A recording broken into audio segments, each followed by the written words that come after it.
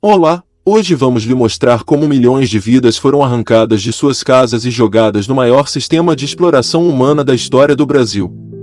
O que você vai ver agora aconteceu de verdade. Mas antes, para que mais pessoas conheçam a verdade sobre como foi a escravidão no Brasil, inscreva-se no canal, deixe seu like e ajude essa história a nunca ser apagada. Durante mais de 300 anos, homens, mulheres e crianças africanas foram escravizados no Brasil. E as consequências dessa violência ainda ecoam até hoje. Mas o pior ainda estava por vir. Em 22 de abril de 1500, os portugueses chegaram ao território que mais tarde seria chamado de Brasil. Nos primeiros anos, os povos indígenas foram os primeiros explorados. Os colonizadores precisavam de mão de obra para enriquecer rapidamente com o açúcar. Milhares de indígenas morreram por violência, doenças e trabalho extremo. Então, a partir da década de 1530, começou o tráfico de africanos escravizados. Uma máquina cruel movida por dinheiro, dor e desumanização. Então, entre os séculos 16 e 19, cerca de 5 milhões de africanos foram trazidos à força para o Brasil, o maior destino de pessoas escravizadas do mundo. Nos navios negreiros, seres humanos eram tratados como mercadoria, sem espaço, sem comida adequada, sem dignidade. Muitos morriam antes de chegar. Famílias inteiras eram separadas. Crianças nunca mais viam seus pais. Muitos se jogavam ao mar para escapar da escravidão.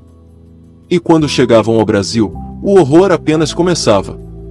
Ao desembarcarem, eram vendidos em mercados públicos como objetos.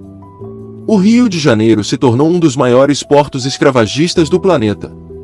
Nas fazendas de açúcar, café e algodão, o trabalho começava antes do nascer do sol e podia durar até a madrugada. A violência era rotina. Castigos públicos, torturas e humilhações eram usados para controlar milhares de pessoas escravizadas.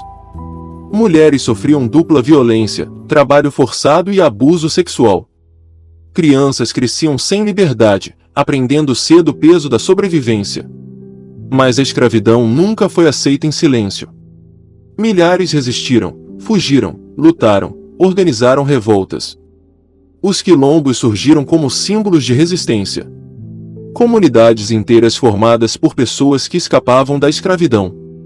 O maior deles foi Palmares, liderado por Zumbi dos Palmares, que resistiu por décadas contra ataques portugueses. Em 1694, Palmares foi destruído. Em 20 de novembro de 1695, Zumbi foi morto. Mas sua luta atravessou os séculos. Mesmo assim, a escravidão continuou por quase 200 anos. No século XIX, o mundo começou a pressionar o Brasil pelo fim da escravidão. Intelectuais, jornalistas e movimentos abolicionistas ganharam força. Em 1850, a Lei Eusébio de Queiroz proibiu oficialmente o tráfico negreiro. Mas a escravidão dentro do Brasil continuou. Em 1871, surgiu a Lei do Ventre Livre.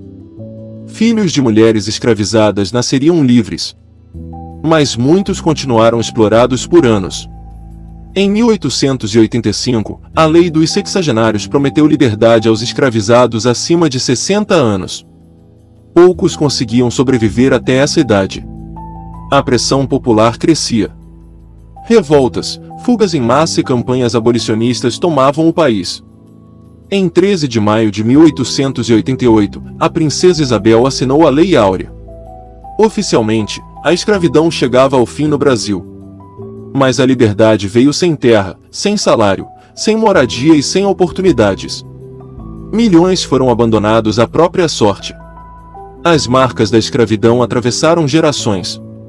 A desigualdade racial no Brasil nasceu desse passado brutal. Mesmo após mais de um século da abolição, o racismo estrutural continua afetando milhões de brasileiros todos os dias. Conhecer essa história não é viver no passado. É entender por que o presente ainda dói. Porque esquecer é permitir que aconteça novamente.